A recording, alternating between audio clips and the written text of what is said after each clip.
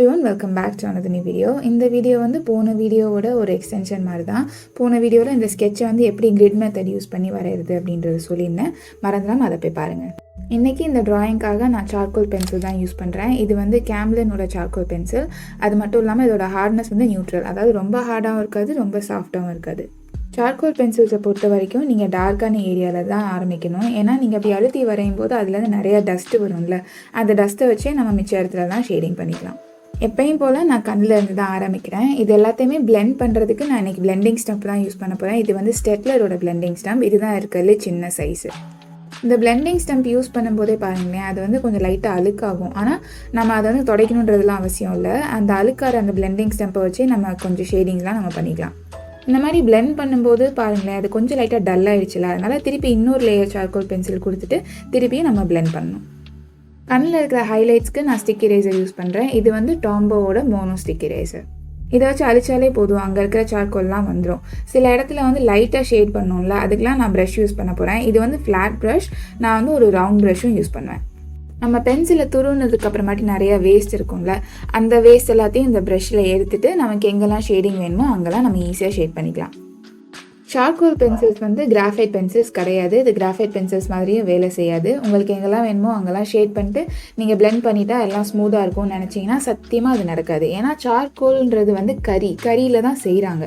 Graphite வந்து கரி கிடையாது, அது வேற ஒரு மெட்டீரியல். அதனால உங்களுக்கு கிராஃபைட் வச்சு ஷேட் பண்ணணும் அப்படின்னு நினச்சிங்கன்னா இந்த மாதிரி அந்த பென்சில் துருவினதோட மிச்சம் இருக்குல்ல, அதை யூஸ் பண்ணலாம். இல்லைன்னா சார்கோல் பவுடர் யூஸ் பண்ணலாம் உங்ககிட்ட இருந்தால்.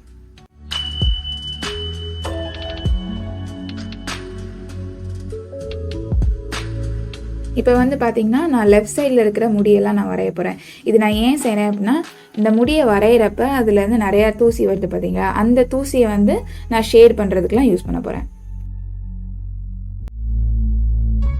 அந்த பொண்ணோட ரைட் சைட் ஃபேஸ் வந்து ரொம்ப ரொம்ப லைட்டாக இருந்துச்சு. அதனால் இந்த மாதிரி லைட்டான ஏரியாக்கெல்லாம் நான் வந்து பஞ்சு தான் யூஸ் பண்ணுறேன். இந்த பஞ்சை வந்து லைட்டாக பால் மாதிரி உருட்டிட்டு அந்த பென்சில் துருவின அந்த வேஸ்ட் இருக்குல்ல, அதில் வந்து தொட்டுட்டு எனக்கு எங்கெல்லாம் ஷேடிங் வேணுமோ நான் அங்கெல்லாம் ஷேடிங் பண்ணுறேன்.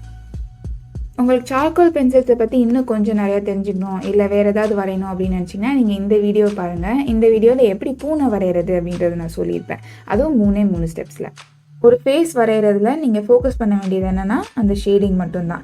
ஏன்னா ஃபேஸ் வந்து யோசிச்சு பாருங்களேன், ஒரே ஒரு மசில்னால செய்யப்பட்டது கிடையாது. அதில் நிறைய மசில்ஸ் இருக்கும், மேலே ஃபேட் இருக்கும், அதை சுற்றி தான் வந்து உங்கள் ஸ்கின் இருக்கும், உள்ளக்க அந்த எலும்பு வேறு இருக்குல்ல, அதனால அதில் நிறைய அப்ஸ் அண்ட் டவுன்ஸ் இருக்கும். நீங்கள் அது எல்லாத்தையுமே நோட் பண்ணி தான் வரையணும். முடியை பொறுத்த வரைக்கும் எந்தெந்த இடம்லாம் டார்க்காக இருக்கோ அங்கெல்லாம் மட்டும் நம்ம ஷேட் பண்ணால் போதும். ஹைலைட்ஸ், மிட்டோன்ஸ் இதெல்லாமே நம்ம பிளெண்ட் பண்ணும்போது தானாக வந்துடும். சார்கோல் பென்சில்ஸை பொறுத்த வரைக்கும் நீங்கள் அவ்வளோவா ஷார்பன் பண்ணணும் அப்படின்றது வந்து அவசியம் கிடையாது. ஏன்னா நம்ம முக்கால்வாசி அழுத்தி தான் வரைய போகிறோம். ஆனால் அதே இது இந்த மாதிரி சின்ன சின்ன டீட்டெயில்ஸ், இந்த மாதிரி முடி வரைகிறோம் அப்படின்னா நமக்கு அந்த பென்சில் வந்து ரொம்ப ரொம்ப ஷார்ப்பாக இருக்கணும். அது மட்டும் இல்லாமல் ரொம்ப அழுத்தி வரையாதீங்க, ரொம்ப லைட்டாக ப்ரெஷர் யூஸ் பண்ணுங்கள். இப்போ எனக்கு எங்கெல்லாம் சார்கோல் வேணுமோ அங்கெல்லாம் கொடுத்துட்டதுக்கப்புறம் இந்த ப்ரெஷ்ஷை வச்சு நான் பிளெண்ட் பண்ணும்போது பாருங்களேன், சில ஏரியா நான் ஒயிட்டாக விட்டு வச்சுருக்கேன்னா அந்த ஏரியா ஃபுல்லாக கொஞ்சம் மிட்டோன் கலராக மாறிடும்.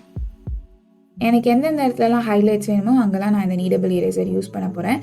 இதை யூஸ் பண்ணி நமக்கு எவ்வளோ சின்னதாக வேணுமோ அவ்வளோ சின்னதாக்கிக்கலாம், இல்லை பெருசாக வேணுனாலும் பெருசாக்கிக்கலாம். இப்போ எனக்கு எந்தெந்த இடம்லாம் கொஞ்சம் லைட்டாக வேணும்னு நினைக்கிறேனோ அந்த இடத்துலலாம் அந்த நீடபிள் இரேசர் யூஸ் பண்ணி அங்கே இருக்கிற சார்கோல் எல்லாத்தையுமே நான் எடுக்க போகிறேன். இதனால தான் எனக்கு இந்த சார்கோல் பென்சில்ஸ்னால் ரொம்ப பிடிக்கும். ஏன்னா நம்ம ஏதாவது மிஸ்டேக் பண்ணிட்டோம்னு வச்சுக்கோங்க, கவலையே பட தேவையில்லை, எப்போ வேணால் நம்ம தெளிச்சிக்கலாம். நான் முன்னாடி செஞ்ச மாதிரி அந்த முடி வரைஞ்சிட்டு அந்த முடியில் இருக்கிற டஸ்ட்டை யூஸ் பண்ணி தான் நான் அந்த கழுத்துக்கெலாம் நான் ஷேடிங் கொடுக்குறேன். நீங்கள் ஐலேஷெல்லாம் வரைகிறப்ப முடிஞ்சளவுக்கு உங்கள் ரெஃபரன்ஸை நல்லா நோட் பண்ணி பாருங்கள்.